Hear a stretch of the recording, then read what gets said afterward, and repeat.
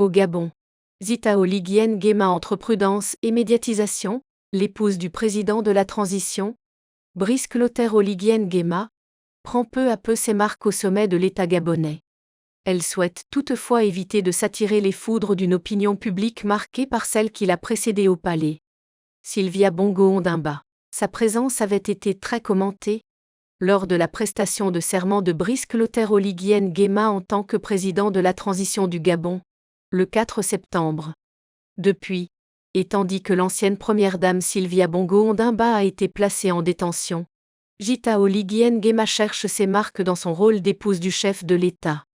Aux côtés de son mari, elle a notamment effectué le voyage en Guinée équatoriale, fin septembre. Sur tous les réseaux, surtout, l'ancienne douanière de 45 ans, diplômée en biologie après des études au Maroc, où son époux a également fait ses classes, a peu à peu commencé à participer, en solo, à des activités sociales à Libreville. Journée internationale de la fille. Rencontre avec les dirigeants du SAMU social. Discussion avec la directrice de la Croix-Rouge du Gabon. Échange avec les organisations de femmes du pays. Le tout abondamment relayé par la presse gabonaise. Point d'orgue de cette nouvelle présence médiatique.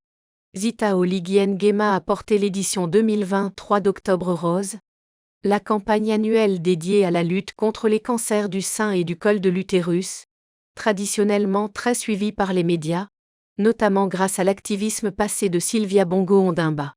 Elle enchaînera ensuite sur un soutien similaire à Novembre Bleu, une initiative dédiée cette fois à la détection du cancer de la prostate. Du côté des réseaux sociaux, l'épouse du président de la transition a mis en place ses canaux de communication.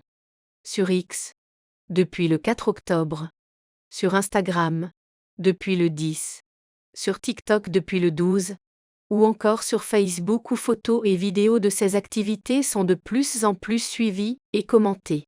De quoi relancer le débat sur la place de la première dame au Gabon? Chacun doit rester à sa place. Durant de nombreuses années, les détracteurs de Sylvia Bongo Ondimba n'ont pas manqué de souligner que la constitution du Gabon ne mentionnait pas de statut officiel pour l'épouse du chef de l'État, dont les initiatives devaient dès lors rester privées.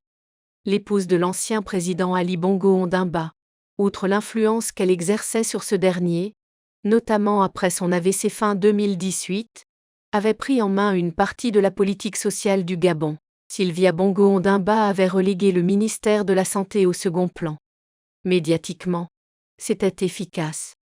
Mais politiquement, c'était dangereux et sa toute-puissance a été très critiquée.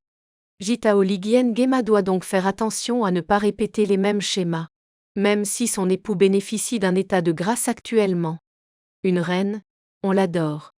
Mais on peut aussi rapidement la détester, glisse un habitué du palais du bord de mer. L'épouse de Brice Clotaire Oligui Nguema ne dispose pas officiellement de sa propre équipe au palais. Mais pour ses activités et sa communication, Zita Oligui Nguema travaille aujourd'hui avec plusieurs collaborateurs officiellement rattachés au cabinet du président de la transition, parmi lesquels Fely Nyama. Cette dernière l'a notamment accompagnée et lors d'une rencontre avec la Croix-Rouge gabonaise, le 26 octobre dernier, une partie de son entourage estime donc qu'il serait opportun de réfléchir au statut de la première dame, pour en inscrire les contours dans la future constitution du pays qui sera discutée lors du prochain dialogue national. Cependant, selon nos informations, aucune réflexion n'est officiellement en cours à la présidence. Pourquoi légiférer? Chacun doit rester à sa place. Pour avoir refusé de le comprendre, Sylvia est là où elle est, conclut un ex-opposant à Ali Bongo Ondimba.